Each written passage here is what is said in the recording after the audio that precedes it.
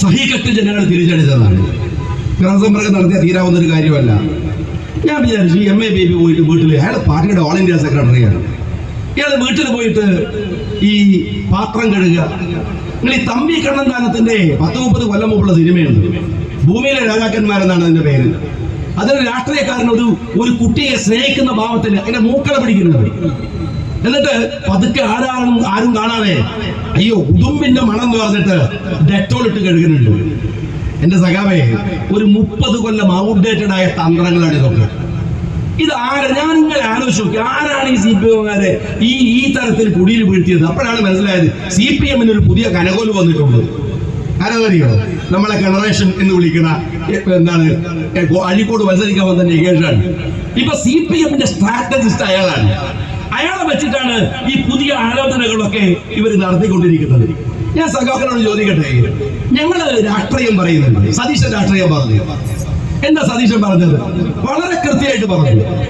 സഖാവ് പിണറായി വിജയൻ, നിങ്ങൾ നാളെ ഈ ഭൂമിയിൽ നിന്ന് പോകും, ഞാനും പോകും. പക്ഷെ നാളെ നമ്മുടെ മക്കൾക്ക് ഇവിടെ ജീവിക്കണ്ടേ? എന്തിനാണ് ഈ വർഗീയത പറയുന്നത്? എന്തിനാ മനുഷ്യരെ തമ്മിൽ തല്ലിക്കുന്നത്? എന്തിനാ ആളുകളെ ഇല്ലാതാക്കാൻ നിങ്ങൾ ശ്രമിക്കുന്നത്? എന്തിനു വേണ്ടിയാണ്? ഞങ്ങൾ പറയുന്ന ആരോപണം ശരിയല്ലേ സഖാക്കളെ? രാംദാസ് അത്താവാലെ ഇന്ന് പറഞ്ഞത് എന്താണ്? പിണറായി വിജയൻ നല്ല മനുഷ്യനാണ്, അതുകൊണ്ട് ഞാൻ NDA-യിലേക്ക് ക്ഷണിച്ചു എന്നല്ല, മഹാരാഷ്ട്രയിൽ സഹായം ചെയ്തിട്ടുണ്ട്. BJP-യുടെ മന്ത്രിക്ക് സഖാവ് പിണറായി വിജയൻ എന്തു സഹായമാണ് മഹാരാഷ്ട്രയിൽ ചെയ്തു കൊടുത്തത്? ഒന്ന് പറഞ്ഞേ. അദ്ദേഹം കോൺഗ്രസ് അല്ലല്ലോ, അദ്ദേഹം ലീഗ് അല്ലല്ലോ. സഖാവേ, നിങ്ങൾ ഇവിടെ ചങ്ക് പൊട്ടുമാറ് മുദ്രാവാക്യം വിളിക്കുമ്പോ അതിഗൂഢമായ അടിത്തറയിലെ ബന്ധങ്ങൾ ഇവരുണ്ടാക്കി വെക്കുന്നുണ്ട്. ഇത് ചെറിയ കാര്യമല്ല. വെള്ളാപ്പള്ളിയുടെ വാക്ക് വെറുതെയല്ല, ബാലം പറയുന്നത് വെറുതെയല്ല, സജി ചെറിയാൻ പറയുന്നത് വെറുതെയല്ല, വിജയരാഘവൻ പറയുന്നത് വെറുതെയല്ല. ഞാൻ സജി ചെറിയാനോട് ഒരൊറ്റ ചോദ്യമേ ചോദിച്ചുള്ളൂ. നിങ്ങൾ ഈ ജയിക്കണമെന്ന മതം നോക്കുമ്പോ ഞാൻ ചോദിച്ചു, കോട്ടയം ജില്ലാ പഞ്ചായത്തിലേക്ക് ഒരൊറ്റ മുസ്ലിം പഞ്ചായത്ത് മെമ്പർ ഇല്ല. എന്ത് കാര്യം? ഉറപ്പല്ലേ? ഒരു ജനസംഖ്യ ആനുപാതിക ക്രമം എങ്ങനെയാണ്? ആ നാട്ടിലെ ജനങ്ങളുടെ ആനുപാതികം അനുസരിച്ചുള്ള പ്രാതിനിധ്യമാണ് ഉണ്ടാവുക. ഏത് പഞ്ചായത്തിലും, ഏത് ജില്ലാ പഞ്ചായത്തിലും സ്വാഭാവികല്ലേ? ചെങ്ങന്നൂരിൽ നിന്ന് സജി ചെറിയാൻ എങ്ങനെയാ MLA ആവുന്നത്? സജി ചെറിയാൻ മത്സരിക്കാൻ കോൺഗ്രസ് നിർത്തുന്നത് ആരെയാ? ഹിന്ദു കാണ്ടന്യാ?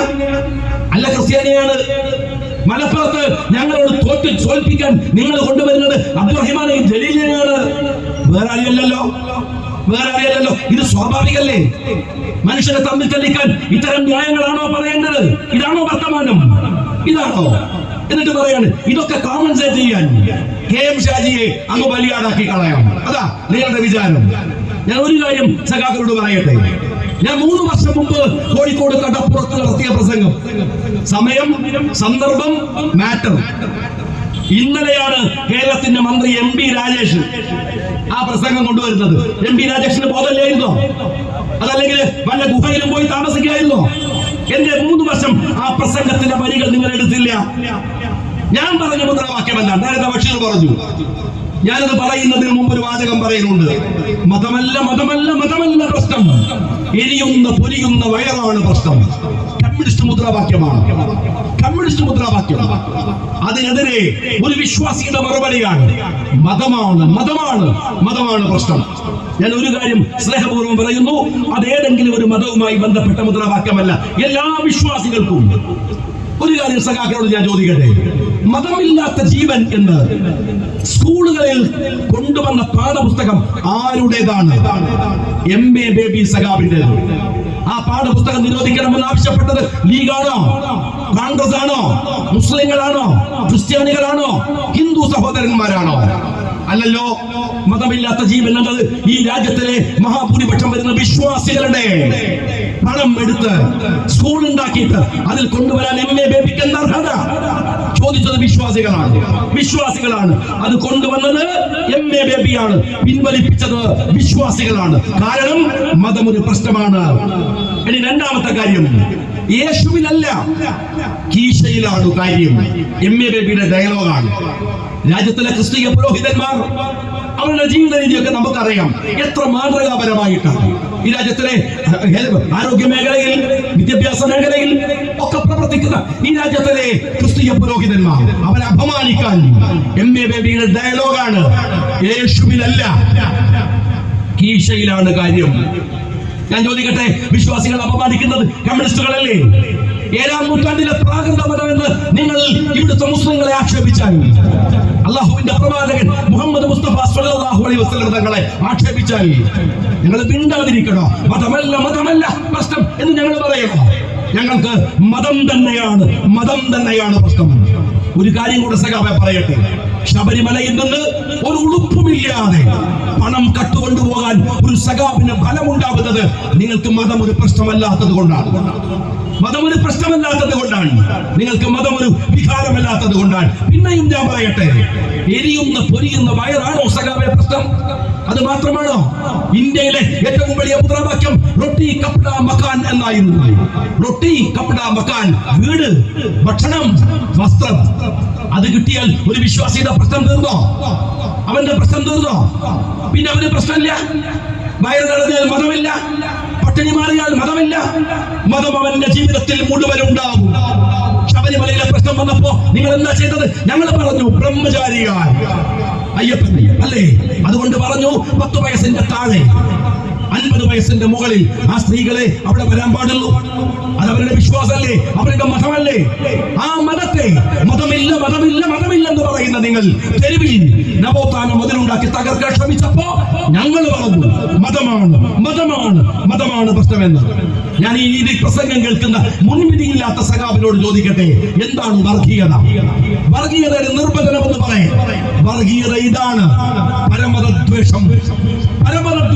മറ്റു മതത്തെ നിങ്ങൾ നിന്ദിക്കണം, മറ്റു മതത്തെ നിങ്ങൾ കുറ്റം പറയണം. അതാണ് വർഗീയത. KM ഷാജി പറഞ്ഞ വാക്കിൽ അങ്ങനെയാണോ ഉള്ളത്? മതം ഞങ്ങൾക്ക് വേണമെന്ന് പറഞ്ഞാൽ ഞങ്ങളുടെ മതം, ഈ രാജ്യത്തിലെ എല്ലാവരുടെയും മതം. 4599 ജാതിയും മതങ്ങളുമുണ്ട് ഇന്ത്യ രാജ്യത്ത്. അറിയുമോ സഖാവിന്? 4599 ജാതിയും മതവും. കമ്മ്യൂണിസ്റ്റ് പാർട്ടി എത്രയുണ്ട് സഖാവേ? എന്റെ ഇന്ത്യയിൽ കമ്മ്യൂണിസ്റ്റ് പാർട്ടി വേര് പിടിക്കാത്തത് നിങ്ങൾ മതനിരാസത്തിന്റെ പാർട്ടിയാണ്. ഇന്ത്യയോ മഹാഭൂരിപക്ഷം വിശ്വാസികളാണ്. അതുകൊണ്ട് മതം ഇന്ത്യയുടെ മണ്ണിൽ പ്രശ്നമാണ്, അതിലൊരു സംശയമില്ല. എഹ്സാൻ ജഫ്രി MP ആണ്. അഹമ്മദാബാദിൽ ഈ നരേന്ദ്രമോദി അടക്കമുള്ളവർ നടത്തിയ കലാപത്തിന്റെ പറമ്പിൽ കൊല്ലപ്പെട്ടു പോകുന്നത്. അയാൾ കോൺഗ്രസുകാരനായിരുന്നു. അയാൾ വിശ്വാസിയും മുസ്ലിമുമായതിന്റെ പേരിലാണ്. മതം ഈ രാജ്യത്ത് അപകടകരമായ വിധത്തിൽ നമ്മെ വേട്ടയാടാറുണ്ട്. മതം പലപ്പോഴും നമ്മെ അപകടപ്പെടുത്താറുണ്ട്. അപ്പോഴും പക്ഷെ വിശ്വാസിക്ക് കളഞ്ഞു കൊടുക്കാവുന്നതല്ല മതം. അവന്റെ നെഞ്ചിനോട് ചേർത്ത് വെക്കേണ്ടതാണ് മതം. ഞാൻ ഒരു കാര്യം കൂടെ പറയട്ടെ, എന്റെ പ്രിയപ്പെട്ട മന്ത്രി ഉണ്ടല്ലോ ചെറിയാൻ, നിങ്ങൾ പറഞ്ഞതും എന്താണ്? ഇവിടെ ജയിക്കുന്നത് മതം, കാസർഗോഡ് അല്ലേ? ചെങ്ങന്നൂരിൽ ഇയാൾ ജയിക്കുന്നത് മതം, സജി ചെറിയാൻ ജയിക്കുന്നത് മതം, ചെങ്ങന്നൂർ ജയിക്കുന്നത് മതം തന്നെയാ പ്രശ്നം. അതന്നല്ലേ നിങ്ങൾ പറയുന്നത്? അതാണ് ഞാനും പറഞ്ഞത്. രണ്ടാമത്തെ കാര്യം എന്താ അറിയുന്നത്? ഞാൻ പ്രസംഗിച്ച അപകടം സമുദായത്തിന് നഷ്ടപ്പെട്ടത് പുതിയ പിടിച്ചു വാങ്ങാനല്ല. ഇതിന്റെ പേര് മുസ്ലിം ലീഗ് എന്നാണ്. സാമുദായിക പാർട്ടിയാണ്. ഞങ്ങളുടെ നേതാവ് CH മുഹമ്മദ് കോയ സാഹിബാണ്. തലമുടി നാരിയാണ് അതിന്. ഞങ്ങൾക്ക് അവകാശപ്പെട്ടത് തലമുടി നാരിയുടെ അവകാശം ഞങ്ങൾ വിട്ടുകൊടുക്കൂല. മറ്റൊരാളുടെയും തലമുടി നാരിയുടെ അവകാശം ഞങ്ങൾ കയ്യിൽ വെക്കുകയുമില്ല. ഞങ്ങൾക്ക് നഷ്ടപ്പെട്ടത് തിരിച്ചു പിടിക്കാനല്ലാതെ പിന്നെ എന്തിനാണ് ഈ കൊടിയും പിടിച്ച് നടക്കണമെന്നാണ് സഖാവിനെ വിചാരിച്ചത്. സഖാവിന്റെ ഒരു പ്രസംഗം ഞാൻ ഓർമ്മിപ്പിക്കാം. കേരള നിയമസഭയിൽ സച്ചാർ കമ്മീഷനെ അട്ടിമറിക്കാൻ വേണ്ടിയിട്ട് പാലൊളി കമ്മീഷൻ കൊണ്ടുവന്നു. ഞങ്ങൾ അതിനെ എതിർത്തു. VS അച്യുതാനന്ദൻ എന്ന കമ്മ്യൂണിസ്റ്റുകാരന്റെ മറുപടി, മുസ്ലിം സമുദായത്തിന് നഷ്ടപ്പെട്ടത് തിരിച്ചു പിടിക്കലാണ് ആവശ്യമെങ്കിൽ അത് പാലൊളി കമ്മിറ്റി തിരിച്ചു പിടിച്ചു കൊടുക്കുമെന്ന്. എങ്ങനെ? നഷ്ടപ്പെട്ടത് തിരിച്ചു പിടിച്ചു കൊടുക്കുമെന്ന്. അത് ജനാധിപത്യമാണ്. അത് ജനാധിപത്യമാണ്. ജനാധിപത്യം തന്നെയാണ്. അതിനപ്പുറം ഒരു വർഗീയത ഞങ്ങൾ പറഞ്ഞിട്ടില്ല. വർഗീയത പറയാൻ ഞങ്ങൾക്ക് കഴിയില്ല. എന്നിട്ട് സഖാബ് കുഞ്ഞിക്കണ്ണൻ, ഈ നക്സലൈറ്റ് ആയിരുന്ന കുഞ്ഞിക്കണ്ണനോട് ഞാൻ പറയട്ടെ, അയാൾ എന്നെ കുറിച്ച് പറഞ്ഞ രസകാര്യങ്ങൾ, അയാൾ മോഡിയെ നന്നാക്കി പറഞ്ഞു. ഞാൻ മോഡിയെ നന്നാക്കി പറഞ്ഞു. അബ്ദുൽ നാസർ മദനിയെ ചീത്ത വിളിച്ചു. രണ്ടാമത്തെ വാക്ക് എന്താ അറിയാതെ? ഇയാൾ ഭയങ്കര വർഗീയവാദിയാണ്. അവരുടെ മോദിനെ നന്നാക്കി പറഞ്ഞ വർഗീയവാദികൾ. ഏതിലെങ്കിലും ഒന്ന് ഉറച്ചു കയറിയില്ലേ? ഏതെങ്കിലും ഒരു അഭിപ്രായത്തിൽ ഉറച്ചിക്കണോ? ഞാൻ ബോധ്യഭക്തനാണോ? RSSകാരനാണോ? മദനിയെ ചീത്ത വിളിച്ചാണ്. ഏതെങ്കിലും ഒന്നില് ഞാൻ അവരെ വിട്ടേക്ക്. MP രാജേഷും ഈ കുഞ്ഞുകാടനൊക്കെ പോകട്ടെ. ഈ സ്വതന്ത്ര വേഷം കിട്ടിയ ചാനലുകാരില്ലേ, ആ ചാനലിനകത്തുള്ള പഴയ DYFIക്കാരോട് ഞാൻ പറയുള്ളൂ, പണി ചാനലിനും കൂലി AKG സെന്ററിലും വാങ്ങുന്നുണ്ടെങ്കിൽ ജനങ്ങളുടെ മുമ്പിൽ പറയാൻ ഞങ്ങൾക്കൊരു മടിയില്ല. നിങ്ങൾ മനസ്സിലാക്കിക്കോ. നിങ്ങളുടെ ഈ സ്ട്രാറ്റജിസ്റ്റ് ഉണ്ടല്ലോ കണറേഷ് കുമാർ, അവൻ എഴുതി തരുന്നത് അതുപോലെ വായിച്ചിട്ട് ആളുകളെ വിഡ്ഢിയാക്കാമെന്നുണ്ടെങ്കിൽ നിന്റെ പത്രവും നിന്റെ ചാനലും വായിക്കുന്നതിനപ്പുറത്ത് സോഷ്യൽ മീഡിയകളിൽ പിൻബലമുള്ള ആളുകൾ UDFന്റെ ഭാഗത്തുണ്ട് എന്ന് ഓർത്താൽ മതി. നിങ്ങൾ അത് മനസ്സിലാക്കിയാൽ മതി. റിപ്പോർട്ടർ ചാനലിൽ ഞാൻ ഇന്റർവ്യൂ കൊടുത്തല്ലോ, മാന്യനായിരുന്നു ജിമ്മി എന്ന് പറയുന്ന അദ്ദേഹം എന്നോട് ചോദിച്ചു, ഞാൻ കൃത്യമായ ഉത്തരങ്ങൾ പറഞ്ഞു. എന്നാൽ അതേ ചാനലിനകത്ത് തന്നെ ഇരിക്കില്ലേ എന്നെ ആക്ഷേപിക്കാൻ ഒരുത്തൻ, അയാൾ ഇറങ്ങി പുറപ്പെട്ടാണ് ആക്ഷേപിക്കാൻ. എന്നെ കണ്ടാൽ അയാൾക്ക് കലിയാണ്. ഒരു ദിവസം എന്നെ കുറിച്ച് ഇഞ്ചിയെ കുറിച്ചുള്ള ചർച്ച 1 മണിക്കൂർ. ഇഞ്ചി എങ്ങനെയാണ്, ഈ ഷാജി എങ്ങനെയാണ് അങ്ങനെ ഇഞ്ചി വെച്ച് പൈസ ഉണ്ടാക്കിയത്. അവസാനം അതേ ചാനലിന്റെ മുതലാളി പറയുന്നു, അന്ന് നമ്മൾ പറഞ്ഞ തെറ്റാണ്. കേരളത്തിൽ ഏറ്റവും കൂടുതൽ ടാക്സ് കൊടുക്കേണ്ട ഒരാള് ഇഞ്ചി കച്ചവടം ചെയ്യുന്നവരാണ് അതേ ചാനലിൽ നിന്ന്. ഇയാൾ എന്റെ പേര് പറഞ്ഞില്ല, കേസ് വന്നേക്കുമെന്ന് ഭയന്ന്. പക്ഷെ ഞാൻ അയാളുടെ പേര് പറയൂല. പറയാണ്ടെന്ന് നാട്ടുകാർക്ക് അറിയാം. തലയിൽ ഒരു രോമം പോലും മുളക്കാത്തത് കൊണ്ട് അയാൾ മൊട്ടയെന്ന് വിളിക്കും.